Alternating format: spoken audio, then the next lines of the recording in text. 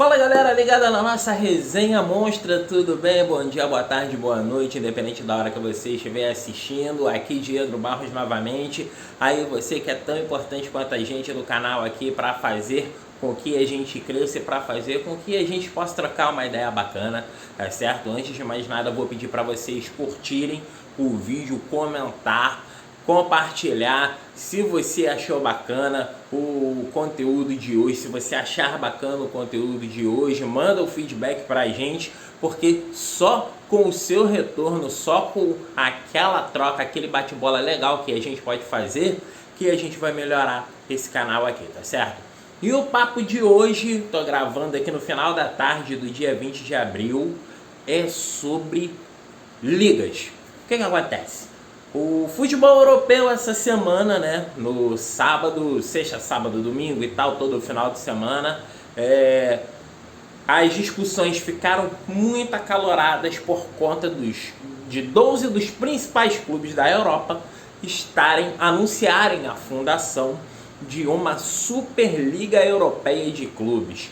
Eles, capitaneados pelo Real Madrid e pelo seu presidente, né, eles estão se colocando como uma nova liga com os principais clubes da Europa, se denominando os principais clubes da Europa, e batendo de frente com as federações nacionais e com a UEFA.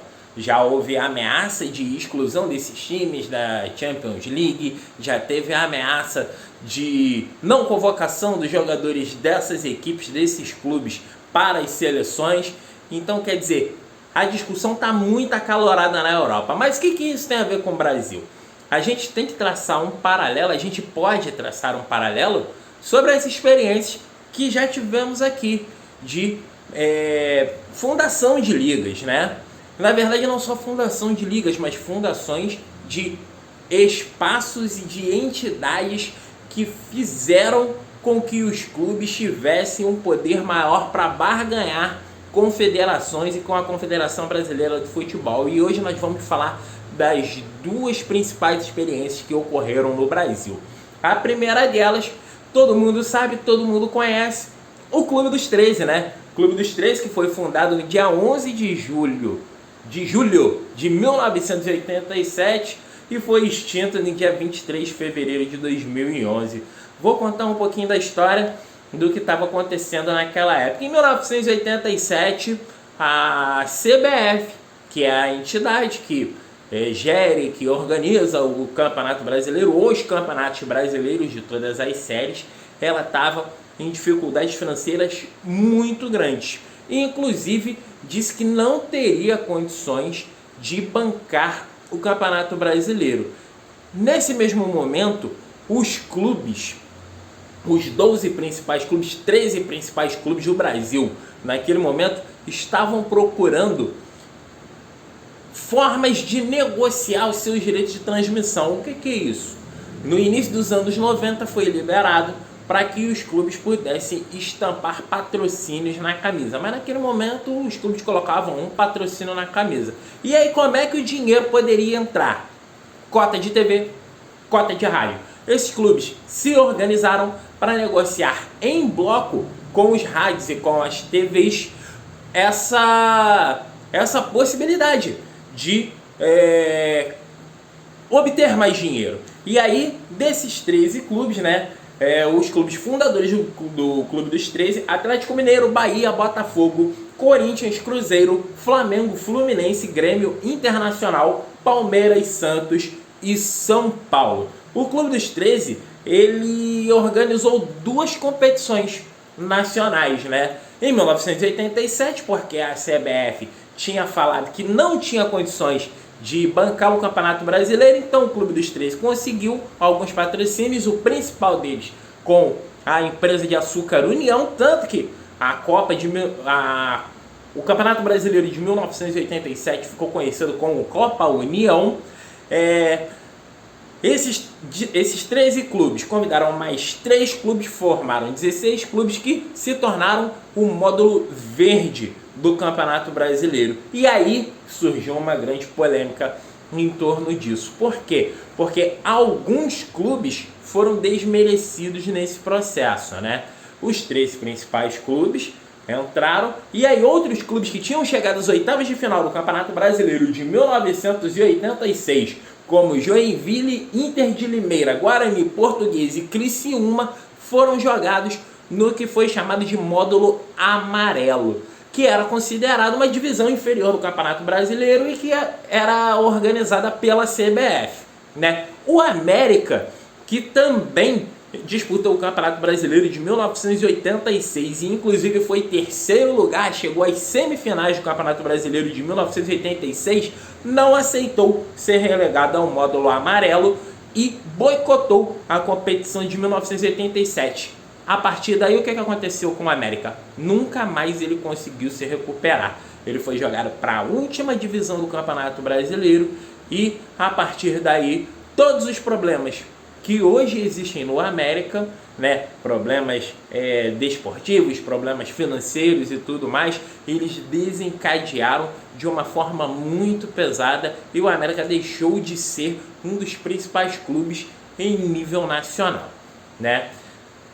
Tanto essa briga entre clubes do módulo verde, protegidos pelo Clube dos 13, quanto dos clubes do módulo amarelo, que foi o que a CBF impôs ali, e aí a CBF trouxe a discussão de cruzamento dos clubes do Campeonato Brasileiro, dos módulos verde e dos módulos amarelo.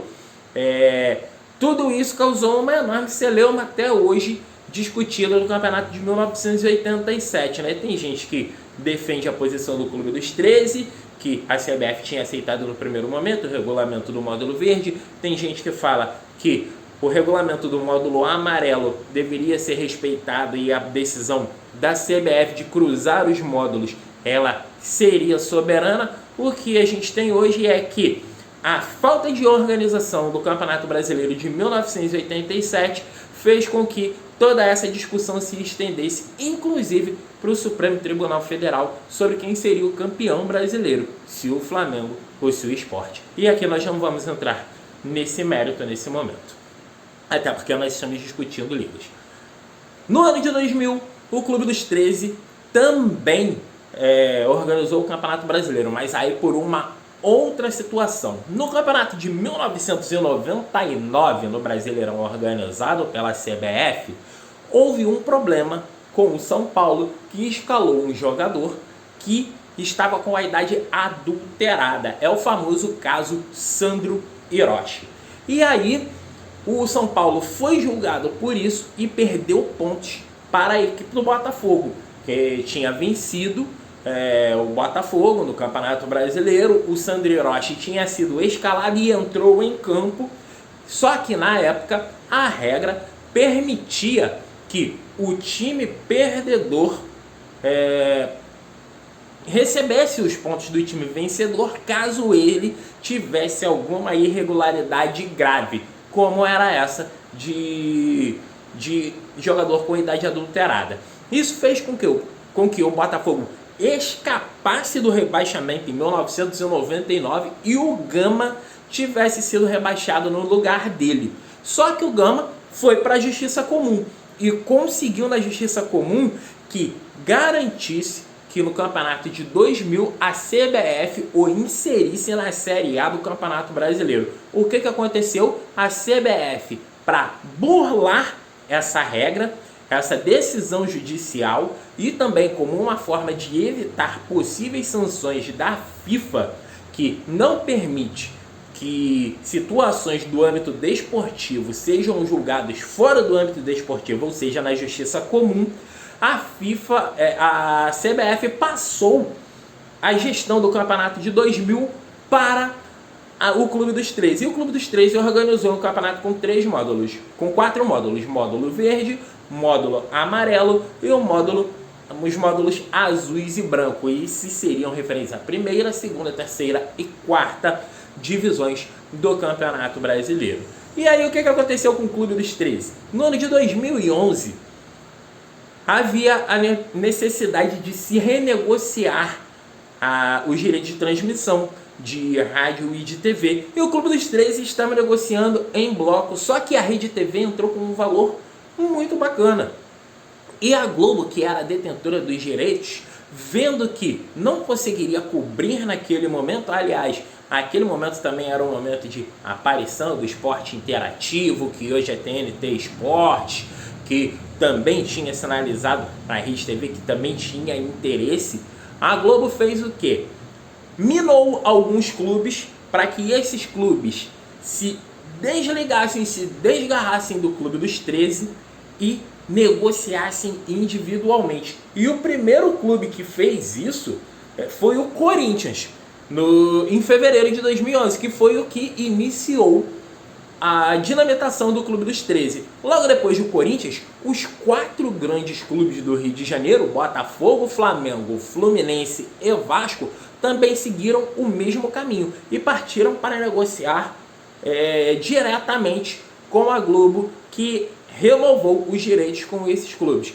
Todos esses clubes saindo enfraqueceram o Clube dos 13, que naquele momento o Clube dos 13 já eram 20 clubes, porque em 1997 tinham entrado Curitiba, Goiás e Sport, e em 1999 Atlético Paranaense, Guarani, Portuguesa e Vitória.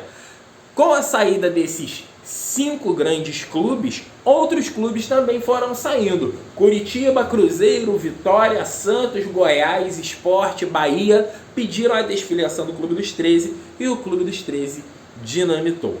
Tá certo? Vamos fazer o seguinte.